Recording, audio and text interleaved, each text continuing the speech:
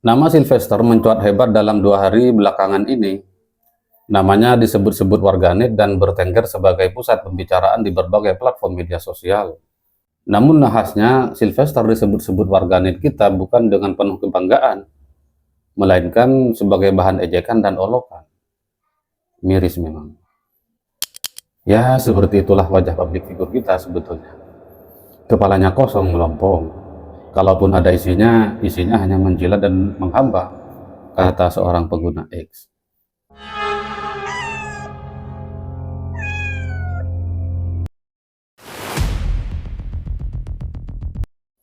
Sylvester dipermak Rocky Gerung habis-habisan di sebuah panggung TV nasional.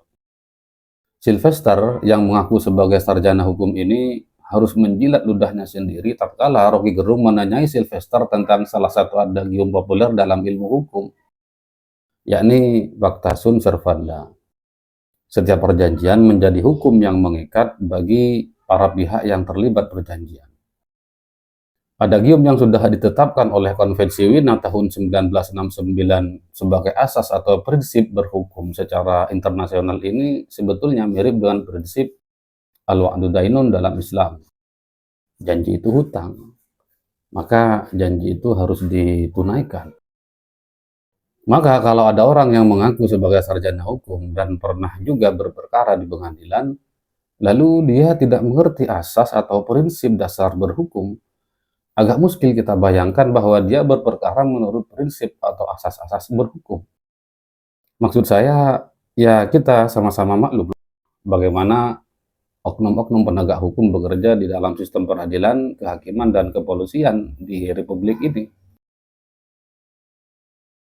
Lalu siapakah Sylvester? Nama lengkapnya adalah Sylvester Matutina. Dan kalau kita googling, ketemulah bahwa profil pendidikan Sylvester di laman Dikti. Sylvester menempuh pendidikan kesarjanaannya di Universitas Wira Swasta Indonesia, lulus 2021 ketika umurnya sudah mencapai 53 tahun. Menurut pengguna X, Unus Deus 1, taruhlah Sylvester adalah lulusan Universitas Wira Swasta Indonesia pada 2021.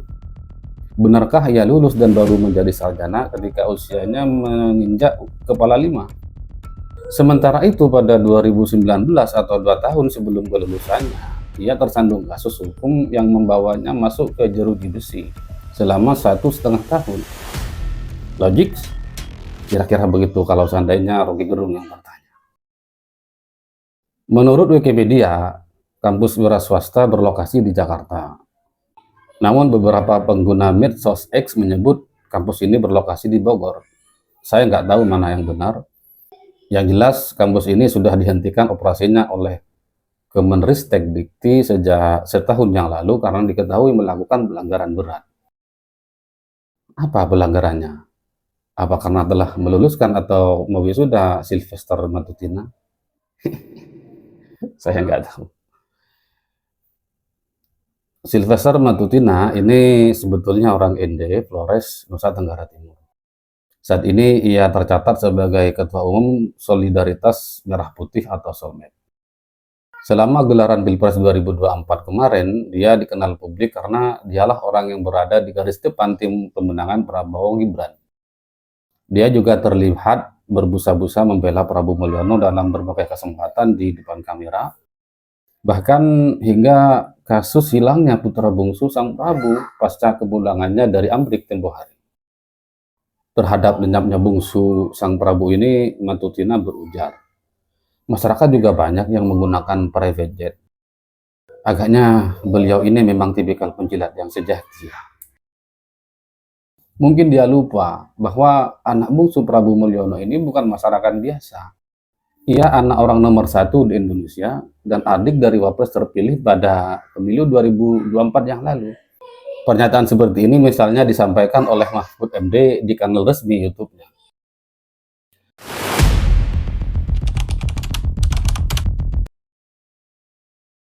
Sejak beberapa tahun belakangan, pendengung atau influencer memegang peranan penting dalam mengubah atau membelokkan preferensi politik calon pemilih dalam berbagai gelaran suksesi kepemimpinan politik di Indonesia.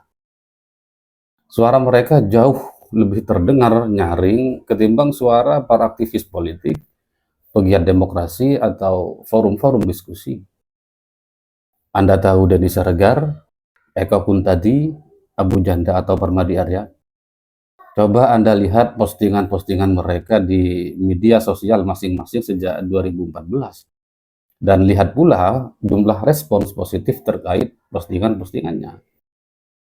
Maka bersama itu pula buku Tom Nichols, The Death of Expertise, The Campaign Against Established Knowledge and Why It Matters, matinya kepakaran, kampanye melawan pengetahuan yang telah mapan dan bagaimana ia dimungkinkan menjadi sangat populer dan menemukan relevansinya hari-hari ini.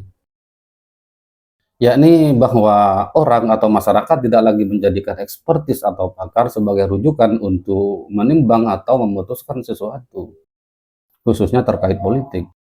Masyarakat lebih mempercayai pendapat atau pandangan publik figur yang mendapatkan persetujuan publik secara luas, entah publik figur tersebut memang pakar atau bukan. Nah, kehadiran media sosial kian menabalkan positioning si public figure di hadapan jamaahnya yang bernama follower dan subscriber itu. Persisnya begini, bagi follower atau subscriber, tak penting lagi apakah si figur yang dia ikuti itu memiliki kompetensi atau tidak dalam unggahan atau postingannya di media sosial masing-masing. Mereka menganggap bahwa semua yang diucapkan atau dituliskan si figur itu sebagai kebenaran, bahkan kebenaran mutlak. Maka ketika ada komentar atau respons yang menyanggah pendapat si figur, follower atau subscriber tadi bakal ramai-ramai menghujat, mencemooh, memaki, atau bahkan kalau perlu melakukan serangan fisik. Peristiwa seperti ini sudah jamak kita saksikan sejak laju penggunaan media sosial melesat jauh hingga ke pelosok-pelosok desa, karena lesatannya memang ditopang oleh kian terjangkaunya harga-harga gawai. Nah, dalam keadaan di mana pendapat dan pandangan ekspertis kurang dihargai itu, sebetulnya kita tidak boleh juga menyalahkan masyarakat semata-mata, lebih-lebih masyarakat pengguna media sosial. Dengan kata lain, laju teknologi tidak bisa dikambing hitamkan atas fenomena kenapa masyarakat lebih mendengarkan pendapat influencer atau pendengung ketimbang pandangan pakar. Artinya, teknologi bukan faktor utama keterpalingan opini masyarakat. Dan fenomena ini juga bukan fenomena baru. Seingat saya, Mendiang Gus Dur juga pernah mengkritik perihal kepakaran ini dengan bahasan yang agak berbeda ya. Gus Dur mengeluhkan betapa tidak bergunanya artikel ilmiah selain hanya bagi lingkaran akademia yang terbatas itu. Juga betapa tidak bergunanya pendapat ahli ketika pandangannya tidak bisa dicerna oleh masyarakat secara luas. Dengan kata lain, Gus Dur hendak mengatakan bahwa terdapat kesenjangan yang sangat dalam antara dunia berpikir para ekspertis dan dunia keseharian orang-orang biasa. Dan kesenjangan ini bahkan nyaris tidak teratasi hingga hari ini. Ringkasnya, perlu ada semacam pemasyarakatan ilmu dan kepakaran sehingga kepakaran tidak berdiri di menara gading. Ini juga berlaku di arena politik. Coba Anda perhatikan bagaimana para ilmuwan politik menyampaikan gagasannya. Rasanya agak sulit ya masyarakat kita untuk mencerna dan memahami pandangan para ilmuwan ini. Jadi sementara kita dapat memaklumi kenapa masyarakat lebih dapat menerima gagasan atau opini politik influencer yang disampaikan dengan bahasa yang populer, bahasanya masyarakat luas.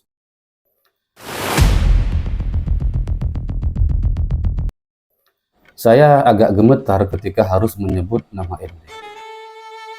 Di pulau ini, Bung Karno pernah harus menjalani masa-masa sulit dan pahit sebagai orang buangan.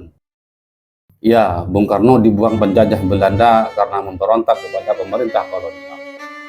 Saya juga agak gemetar ketika menyebut ND karena dari pulau yang mayoritas penduduknya Kristen ini muncul sesosok intelektual kebanggaan Indonesia, yakni Mendiang Ignas Keleden. Tapi ketika saya teringat nama Sylvester Matutina yang juga dilahirkan dari pulau ini, Saya agak mual.